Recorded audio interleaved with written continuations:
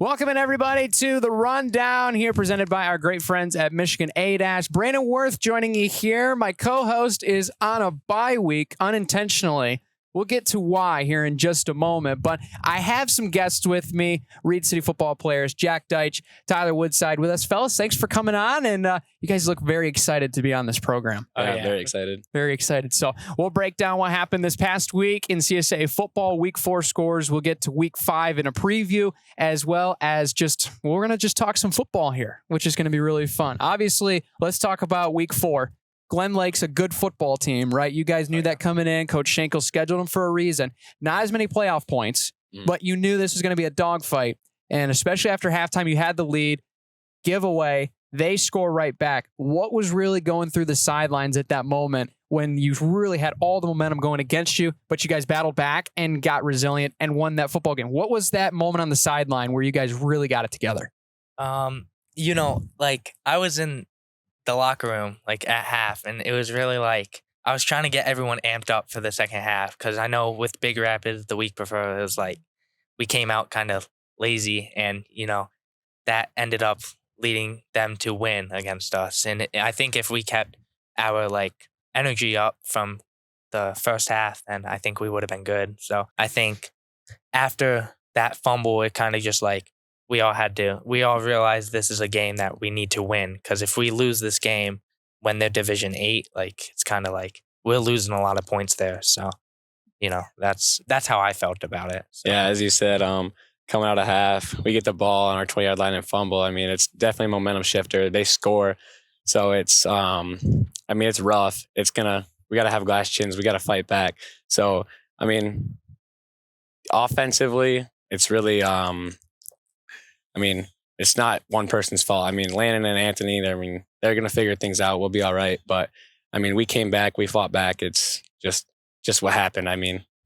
There's not much we can do about it, but we fought back. So Absolutely. You fought back, got the result at the end of the day, and people obviously will look at the box score, or if they were listening to the game or whatever, and they'll say, 28-14, got the job done. But it was a really rocky, up and down journey from that football game from start to finish. But especially with you guys getting the win, obviously, we've talked to Coach Schenkel about this schedule. I'm sure for you guys as players, you're thinking, man, are we really about to get thrown through a gauntlet of these tough teams week after week? But that's the way, based on the culture, you guys want it that way. You guys want to play those teams every single week. Yeah, and we do, honestly, because it's better for our fan base. It's better for us, our community, and going against teams that are good, it shows really how much we're putting the work in during day in, day out, Yeah, playing pushover teams week after week doesn't lead to, postseason being strong and resilient. Schenkel, he always schedules tough teams, so we're ready for week 10, week 11, week 12.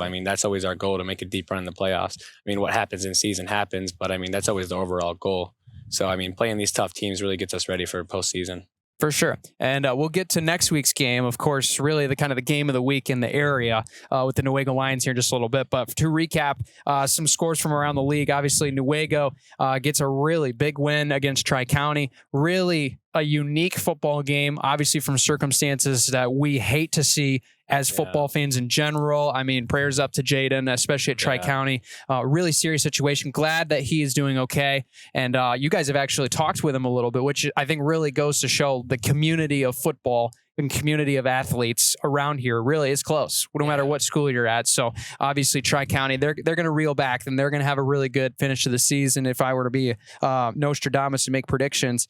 But you also see, especially Central Montcalm getting a dominating win. Lakeview dominates against White Cloud on the road. You see Fremont taking care of Grant, and Big Rapids taking care of Chip Hills. Really some results that you definitely you had to pick, probably going to be the predictions. But Tri-County, Newaygo, that was a really fun football game. And from your guys' perspective, you're going to have to play both of these teams here. Obviously, Newaygo next week, Tri-County in week 8. And so really fun for you guys to be able to see the scores and say, you know what? Okay, these teams are really, really, really good, and they're very, very competitive. And now we're going to be able to play both of them later in the year. Yeah, really. It's going to be a fun season for us. I'm excited to go against Newaygo this week. And because we're both wing T, it's going to be heads bashing. You know, Right, exactly. This is going to be the first week you guys have played a Wing T team since Kingsley, all the way back in week 1. Just talk about the preparation that you guys have had, especially knowing that you're going to be going against an offense that your defense practices against every day. And that's something that really helps you at the end of the day. Yeah, it really does. Go ahead. All right. So, we practice. I mean, we run Wing T, so we practice against it every single day. And, Newaygo's got some athletes. They're definitely a well-oiled machine. I mean, they're coming in 4-0. I mean, a ranked team in Division 6. So it's going to be a battle all 4 quarters for sure. We just got to stick to our assignments. And, I mean, all props to them. They have a great start to the season. So it's going to be a fun game. Yeah. And like he said, though, Newaygo's also doing the Wing T. They're practicing it, too, and they're doing it every single week, so it's gonna be a hard fought game. Right, it goes both ways. Yeah. And Coach Munger's a good coach. Coach Schenkel, obviously, we know is a good coach, so it's gonna be a really fun football game. But obviously, Newaygo, Reed City, gonna be here on Friday. You can listen live with myself, Mark Holcomb, on Y102. It's gonna be a really fun game. We encourage you to tune in starting at 6:30. Springfield Roofing pregame show, kickoff at 7. But really unfortunate circumstances for Big Rapids as their homecoming week is this week. But unfortunately, they're not going to be playing a regular football game. And so they were going to play against Grant. That ends up being forfeited and postponed. Really unfortunate circumstances.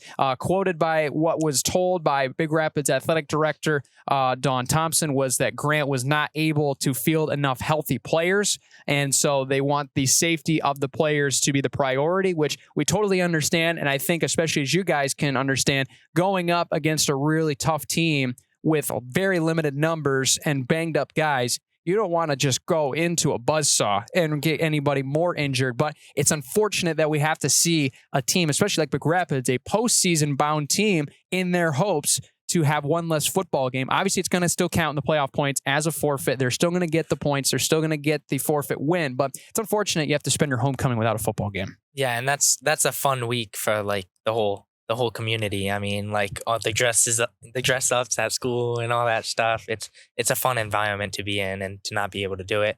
And Big Rapids is kind of like our rivals, obviously, but after a game, it's kind of like you compete with them, but like at the end of the day, they're the same. Like they're just like us, and it's a fun team to go against. Yeah, for sure. Yeah, I wouldn't want that to happen to us. I mean, it's a rough circumstance. It is, as Jack said, it's a big part for the community. And I mean, there's a parade and everybody dresses up. And I mean, a lot of people show up to the homecoming game, a lot of alumni. And I mean, not playing a game, I mean, it's going to, demoralize you a little bit, but I mean, they'll bounce back.